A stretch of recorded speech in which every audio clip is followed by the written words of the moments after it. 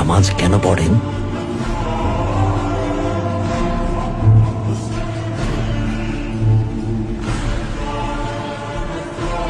নামাজের মাধ্যমে শুকরিয়া আদায় করি। এর মাধ্যমে আল্লাহ তাআলাকে স্মরণ করি, আল্লাহর কাছে ক্ষমা চাই। আমরা ট্যাঙ্গারির কাছে প্রার্থনা করি,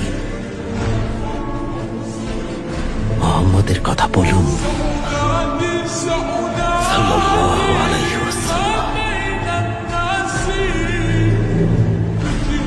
ওসমান বেও এই নামটা যখন শোনেন ওটা বলে চুপ থাকেন কেন?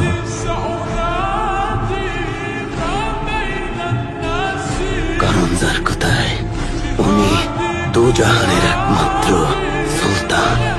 তো উনি ছিলেন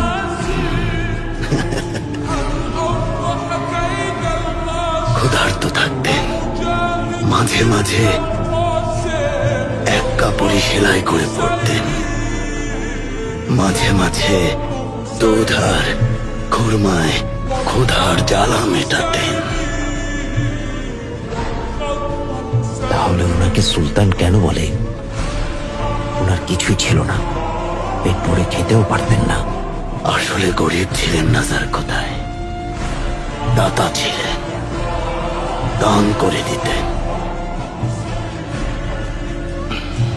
যার কথায় আসল সুলতানরা মানুষের মন জয় করে, খাঁটি সুলতান মানুষের মনের বসতির সুলতান।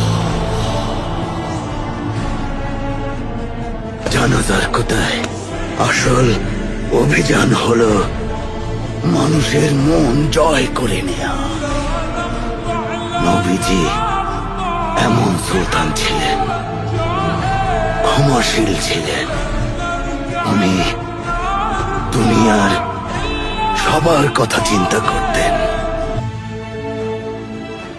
আর যার কথায় উনি বাচ্চাদের খুব পছন্দ করতেন।